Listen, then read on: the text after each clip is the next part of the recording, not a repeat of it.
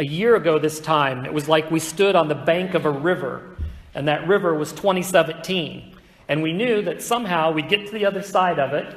We weren't sure how wet we'd get. We didn't know how raging the waters would be. We didn't know how calm they would be. We didn't know if there were monsters or alligators in the water waiting to bite us. We didn't know what waited us as we stood on that side of the river. But throughout the year, we've reached the other side of it now. And we're there, and maybe we got a few alligator bites along the way. Perhaps we had some calm waters. Perhaps we had some rough waters. Perhaps the waterfall was pulling us and sucking us in, but then somehow there was deliverance and we made it through to the other side. Well, now that we're on the other side of 2017, we look and we're on the bank of a new river, and it's 2018. And so we're in the same place we were last year, except at a new bank and a new river called 2018, and we await for what is there on the other side. We know it's going to be okay in the end, but we don't know what it's going to be like getting there, do we? And that's what living by faith is, taking each day at a time and being able to trust that God is getting us across those rivers to the other side. About 4,000 years ago, Moses stood on the bank of the River Jordan with millions of people waiting to cross into the land that had been promised to them. Now, the Jordan River wasn't just like the little Kaskaskia here. It was swollen wide from the winter snows that had melted off the mountains, and so it was a wide river to get across. And getting across it was going to be no easy feat. Now, we know that God had got them across the Red Sea 40 years before that, right? But it's a new generation. The generation that had left Egypt and had crossed the Red Sea and wandered through the desert for 40 years to get to where they were promised to go, they had all died off. And it was a new generation that had all been born somewhere along the way. Their birthing place was the middle of a desert. And now, under the leadership of Moses, who's about to transfer that over to Joshua to take them into the land, Moses is talking to this new generation, saying, well, here we are at the bank of a river again. And God is going to lead us to the other side. So he calls them together to prepare to enter. And in Deuteronomy chapter 8, we read about his address to the people that were there. And it's kind of divided into three parts. The chapter talks about the past, it talks about the future, but then it talks about their personal responsibility. So we're going to take a look at each part there along the way. So let's start with Deuteronomy 8, verses 3 and 4. And it says, and he, God, humbled you, Moses is telling the people, and he let you hunger, and he fed you with manna, which you didn't know, nor did your fathers know, that he might make you know that man does not live by bread alone, but man lives by every word that comes from the mouth of the Lord. Your clothing did not wear out on you, and your foot did not swell these 40 years. He's reminding them of their past. Now, this nation was freed from all being slaves. I mean, their parents and grandparents and the generations before them lived as slaves. And they were free, although they lived in the middle of a desert.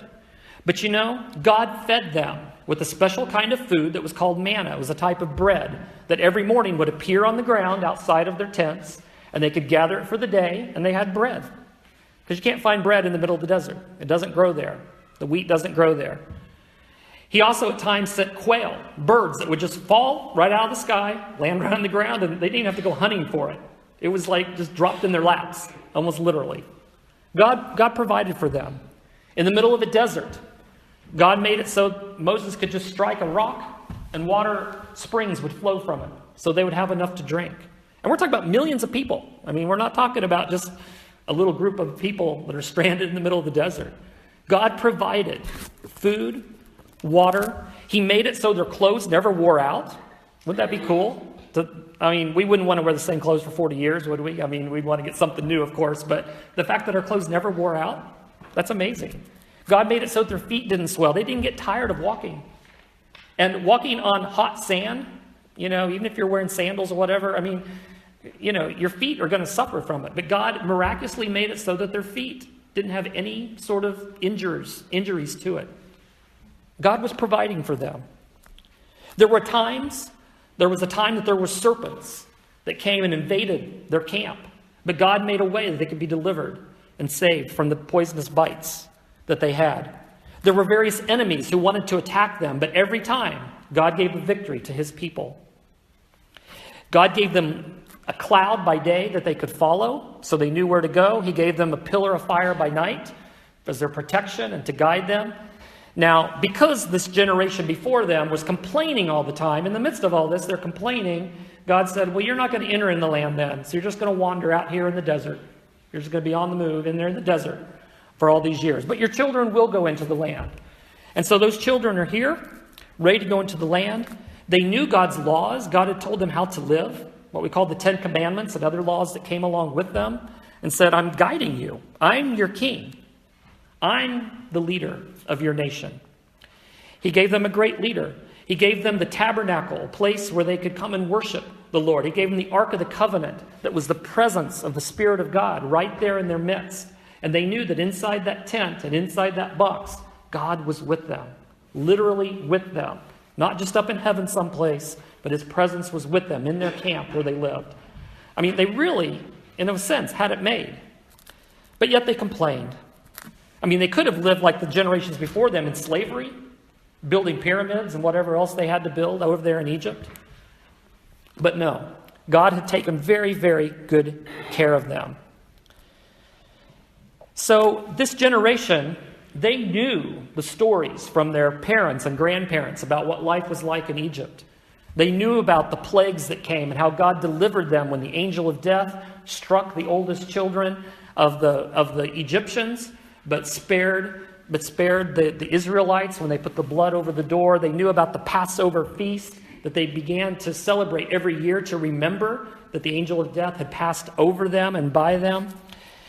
And so God's fingerprints were all over them and all over their history and all over their past. And I'm sure that 40 years or growing up in the middle of a desert, living in tents, was probably not the greatest lifestyle. And they knew that there was some land waiting for them that was really great that they would live in, but I'm sure they got tired of waiting as the days turned into weeks and months and years. So God, through Moses, reminds them of the promise of where they're going. And we read on here. He said to them, "For the Lord your God is bringing you into a good land, a land of brooks and water, of fountains and springs, flowing out in the valleys and the hills." I mean, they were looking forward to having plenty of water. "A land of wheat and barley, of vines and fig trees and pomegranates, a land of olive trees and honey." I mean, they've got what they need food-wise there. "A land in which you will eat bread without scarcity, in which you will lack nothing. A land whose stones are iron and out of whose hills you can dig copper." There's materials, there's natural resources there, right? "And you shall eat and be full, and you shall bless the Lord your God for the good land that he has given you." I mean, they had a lot to look forward to. A land where all their physical provisions would be met, but most of all, that they could have a land that was their own, free from enemies, free from anybody else that would try to disrupt their way of life. Now, we have to be careful with Scripture. Sometimes God says something to a certain person or an individual or a group of people, and we say, oh, God's saying that to us. Well, he didn't really say it to us, but yet there are principles that God gives when he interacts with people in history, and we can take it on for ourselves. And I believe this is one of those places. Sure, we didn't wander through the desert. We're not waiting for some promised land, but yet the principle that God's speaking to his people holds true to us, that God has provided for our past, and he's given us promises of provisions for the future. And he does that for us, just as he does for them back in their time. None of us have ever had a life that's a bed of roses. I mean, maybe you have. If you had a bed of roses, come talk to me afterwards, because I love to hear those stories. But, you know, we've all had ups and downs and valleys, and, you know, it's not that we can look back and say, well, God didn't provide everything because I had to go through some pretty rough things. Well, they went through some rough things too. I'm sure there were many times wandering in the desert that they got sand in their eyes. They got sand in other parts of their body as well. Okay? It's not very pleasant to have sand all over the place. You know, I'm sure the sun was beating down on them. They probably got tired of it. They probably had to fight for the shade. You know, they had to get tired of tearing down their tents and putting them back up again. You know, when they buried their dead, they had to bury them in the middle of the desert and move on. They couldn't go back and visit the grave anymore. Certainly their conditions weren't perfect, but yet God was there and he did provide for them. And as we look back at our life, things weren't perfect. There was some sand in our eyes and there was sun beating down on our heads, but yet God was there and he did provide for us in many different ways. If everything was just given to us on a silver platter, then we would become even more selfish, wouldn't we? I mean, we know that. The kid that gets everything and is spoiled grows up to be what? Selfish, right? I mean, we know that. And if God treated us like a spoiled little child and gave us everything perfect and gave us that bed of roses and a silver platter, then we would become very self-centered rather than other-centered. We would stop wanting to depend on God because we just, hey, God, give me this. God, give me that. God, do this. God, do that. God's not a magic genie in a bottle waiting to fulfill every little whim that we have. And so as we go through this life that's not perfect and far from perfect, he's told us, I will be with you and I will provide for you. And sometimes it seems like, well, his provisions aren't exactly the way we think he should provide for us, but we've got to be able to trust him. And that's where faith comes in. He says the righteous people are going to live by faith. And we have to trust that the provisions will be there that we're going to need. Not just provisions materially, financially, but for purpose, for direction in life. You know, we get up every day and we have an agenda that's partly ours and partly given to us, right? And it's our job to be able to end the day fulfilling that purpose in our life. We have physical health, we have mental health, we have relational health, we have those things that we have to grapple with, and we trust God to provide for us in each and every of those areas. But I know I, and probably you, are much like those Israelites wandering in the desert, and we complain to God a lot. I mean, are some of your prayers like complaints? I mean, I complain sometimes to God and say, God, why isn't it this way? Why didn't you do this yesterday? Why am I still waiting for it to happen tomorrow?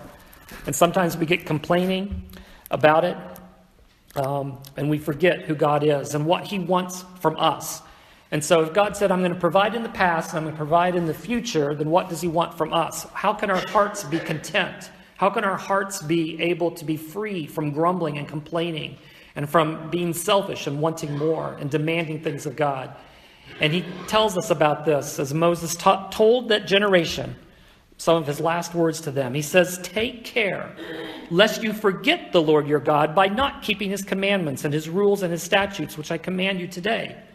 Lest when you have eaten and are full, and you've built good houses and live in them, and when your herds and flocks multiply, and your silver and gold is multiplied, and all that you have is multiplied.